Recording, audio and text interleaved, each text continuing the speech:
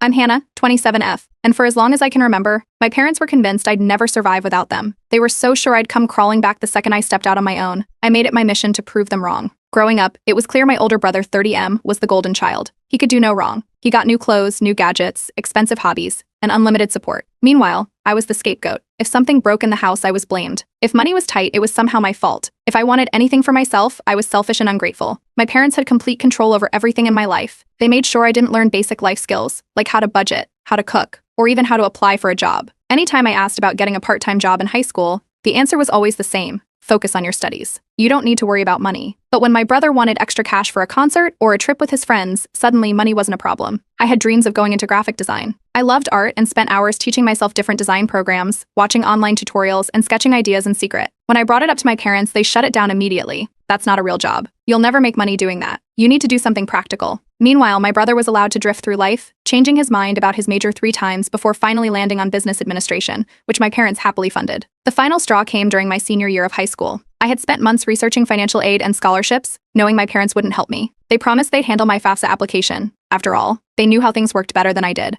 Except they forgot. By the time I realized, deadlines had passed and I was left scrambling. When I confronted them, they acted like it wasn't a big deal. You don't need to go to college right away. Just take a gap year and stay home. We'll figure something out. I knew then that if I didn't leave, I never would. What they didn't know was that I had been secretly working odd jobs, babysitting, tutoring, anything I could find, and stashing the money in a hidden account. The day I turned 18, I packed what I could carry, walked out, and never looked back. They didn't try to stop me. In fact, they laughed. You'll be back in a month. You have no idea how hard life is. They were right about one thing: life was hard. The first few years were brutal. I worked multiple jobs just to afford a tiny apartment with roommates. I took community college classes at night, using every free moment to build a design portfolio. There were nights I went to bed hungry, times when I barely scraped together rent, moments where I questioned if I could really do this. But I never called them. Not once. They, on the other hand, made it very clear they were keeping tabs on me. At family gatherings, which I wasn't invited to but heard about through mutual contacts, they'd mock me. She's probably working some dead-end job. She'll come running back any day now. What they didn't know was that I was clawing my way up.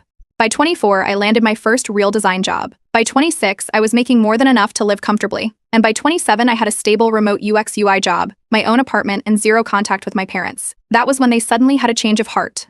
It started with small messages: "Hey sweetie, how have you been? We miss you." Then came the invitations to visit, the forced nostalgia, the family group chat they suddenly decided to add me to. But I wasn't stupid. I knew this wasn't about me. It was about my brother. Turns out, Golden Boy had racked up a ridiculous amount of debt: credit cards, personal loans, business ventures that flopped. He was drowning. And worse, he had taken out loans using my parents' house as collateral. Now, they were panicking.